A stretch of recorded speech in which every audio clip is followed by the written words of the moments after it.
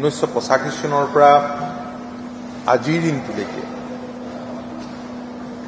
বঙাইগাঁৱৰ পৰা প্ৰতিনিধিত্ব কৰা অসম বিধানসভালৈ ফণীভূষণ চৌধুৰী ডাঙৰীয়াই বিধানসভা সদস্য পদৰ পৰা পদত্যাগ কৰিছে।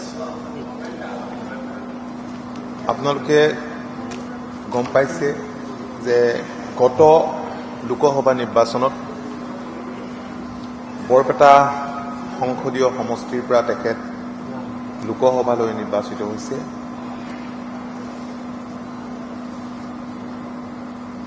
আমি তেখেতক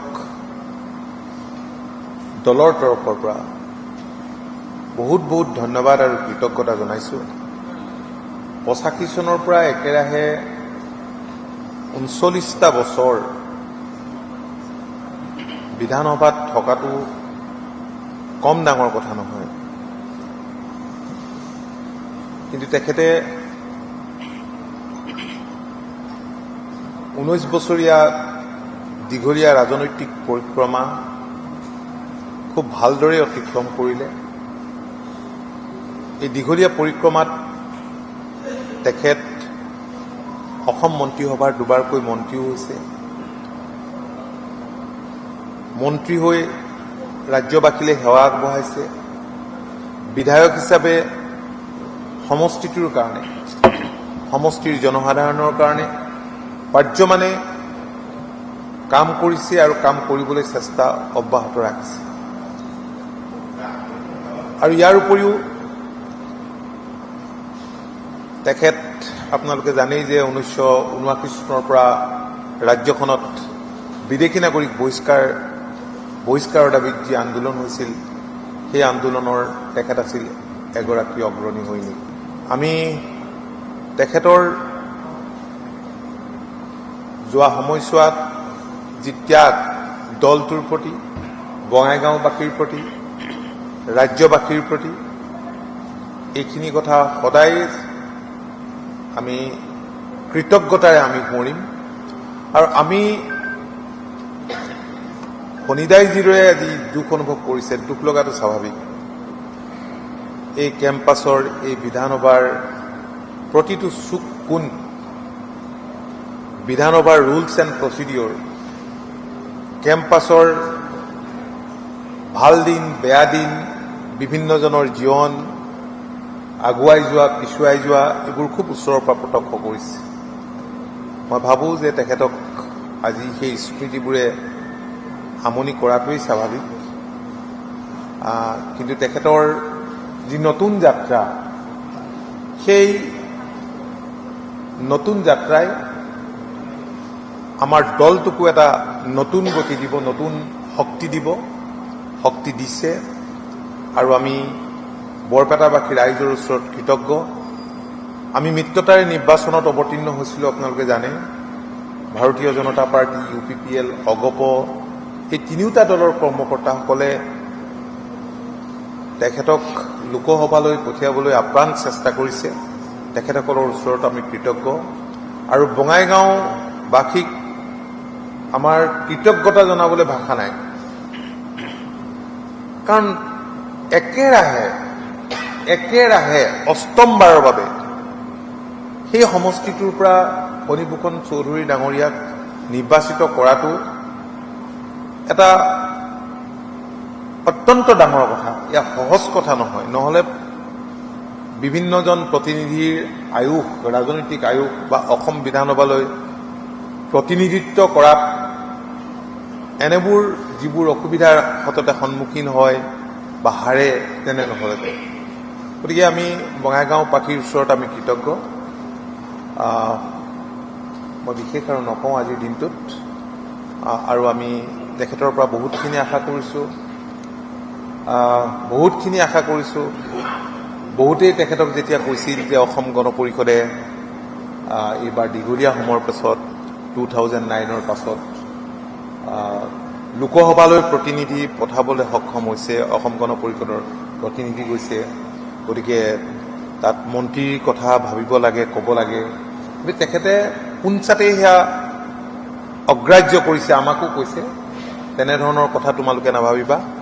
কাৰণ বঙাইগাঁৱলৈ মোৰ খুবেই একেটা দিনত মনত পৰিছে। কেৱল বঙাইগাঁৱৰ প্ৰতিয়ে এতিয়া মই বিশেষভাৱে দায়বদ্ধ হ'ব নোৱাৰোঁ। মই বৰপেটাৰ পৰা প্ৰতিনিধিত্ব কৰিছোঁ, গতিকে MLA হিচাপে বঙাইগাঁৱৰ ৰাইজে মোক যেনেকৈ পাইছিল বৰপেটাৰ ৰাইজেও পাব লাগিব আৰু ৰাজ্যবাসীয়ে পাব লাগিব। মই ৰাইজৰ কাৰণে, দহৰ কাৰণে, সমষ্টি বঙাইগাঁৱৰ ৰাইজৰ কাৰণে আৰু দলটোৰ কাৰণে মই কিবা কৰিব বিচাৰোঁ আৰু তাৰ কাৰণে ভৱিষ্যতৰ দিনত ৰাইজৰ মাজত থাকি যিখিনি পাৰোঁ কৰিম আৰু লোকসভাৰ মজিয়াত ৰাজ্যখনৰ স্বাৰ্থজড়িত বিষয়বোৰত অসমৰ সুৰক্ষিত ভৱিষ্যতৰ প্ৰতি লক্ষ্য ৰাখি আৰু অসম গণ পৰিষদৰ যি এজেণ্ডা আছে এই এজেণ্ডাবোৰ মই সংসদৰ মজিয়াত মই সবলভাৱে উত্থাপন কৰিম। সেই সুযোগৰ পৰা তোমালোকে মোক বঞ্চিত নকৰিবা। আমি আশা ৰাখিছোঁ যে তেনে ভূমিকা অনাগত দিনত আমি অসমবাসীয়ে নিশ্চয় আমি দেখিম। তেখেতলৈ আন্তৰিক আমি শুভেচ্ছা জনাইছোঁ। আপোনালোকে জানেই যে ৰাজ্যসভাত আমি এগৰাকী সাংসদ পাইছিলোঁ, তেখেত আছে, বৈশ্য ডাঙৰীয়া আমাৰ মাজত আছে। দুগৰাকীয়ে সাংসদ, দুয়োগৰাকীয়ে আমি ভাবোঁ যে ৰাজ্যখনৰ স্বাৰ্থজড়িত বিষয়বিলাকত বলিষ্ঠ ভূমিকা গ্ৰহণ কৰিব, অসম কণ্ঠ হ'ব। তেখেতসকলেও আমি শুভেচ্ছা জনাইছোঁ। আৰু ফণিতাক যিখিনি তেখেতে দলটোৰ কাৰণে যোৱা সময়ছোৱাত কৰিছে, মই ভাবোঁ যে বৰ্তমান যি দায়িত্ব তেখেতক জনসাধাৰণে দিছে সেই দায়িত্বত থাকি অনাগত দিনত ৰাজ্যখনৰ লগতে দেশৰ লগতে আৰু আমাৰ দলটোৰ কাৰণেও যিখিনি কৰণীয় সেইখিনি নিশ্চয় কৰিব। চাওক, আমি যোৱাকালি বহিছোঁ কাৰণ কেইবাটাও সমষ্টিত উপনিৰ্বাচন হ'ব, অকল বঙাইগাঁৱতেই নহয়। তথাপি আমাৰ MLA আছিল বঙাইগাঁও সমষ্টিটো, গতিকে আমি সেইখিনি কথা আমি আলোচনা কৰিম। কাৰণ তেখেতে নিজেও কৈছে যে দলে যি ভাল হয় তেনেধৰণে দলে সিদ্ধান্ত ল'ব লাগিব। তেখেতৰ ব্যক্তিগত স্বাৰ্থ বুলিবলৈ একো মই যোৱা সময়ছোৱাত দেখা নাই, তেখেতৰ জীৱনতো নাই, তেনে কোনো বাসনা লালচাও নাই। দলে যি সিদ্ধান্ত লয় সেই সিদ্ধান্তৰ প্ৰতি তেখেতৰ সমৰ্থন থাকিব। যি কৰিলে দলৰ ভাল হয়, যি কৰিলে বঙাইগাঁৱৰ ৰাইজে ভাল পায়, সেই তেনেধৰণৰ সিদ্ধান্তই গ্ৰহণ কৰিবৰ কাৰণে তেখেতে আমাক কৈছে। আমি আলোচনা কৰা নাই তেখেতৰ লগতো, তেখেতে এই কথাখিনি কৈছে। আৰু দলৰ প্ৰাৰ্থিত্ব সম্পৰ্কত ডেফিনেটলি আমি সকলো দিশ চাই, বিশেষভাৱে আমাৰ প্ৰতিটো বিধানসভা সমষ্টিত সমষ্টি কমিটি আছে, বঙাইগাঁৱত আমাৰ জিলা কমিটি আছে আৰু সাংগঠনিক স্তৰৰ লগত আলোচনা কৰি কম দিনৰ ভিতৰতে আমি যিমান সম্ভৱ সোনকালে হয় সেইটো সকলোৰে কাৰণে ভাল। এইখিনি নাই তেনে পৰিকল্পনা আমাৰ নাই। মন্ত্ৰিত্বই আমাৰ এতিয়া শেষ আশা নহয় লোকসভা বা মানে পাৰ্লামেণ্টত। আমি দলটোক অলপ, আপোনালোকে জানেই যে দলৰ কাম কাজ কৰাৰ ষ্টাইল সলনি হৈছে। প্ৰগতিশীল জাতীয়তাবাদৰ দৃষ্টিভংগীৰে আমি দলটোক আগুৱাই লৈ যাব বিচাৰিছোঁ।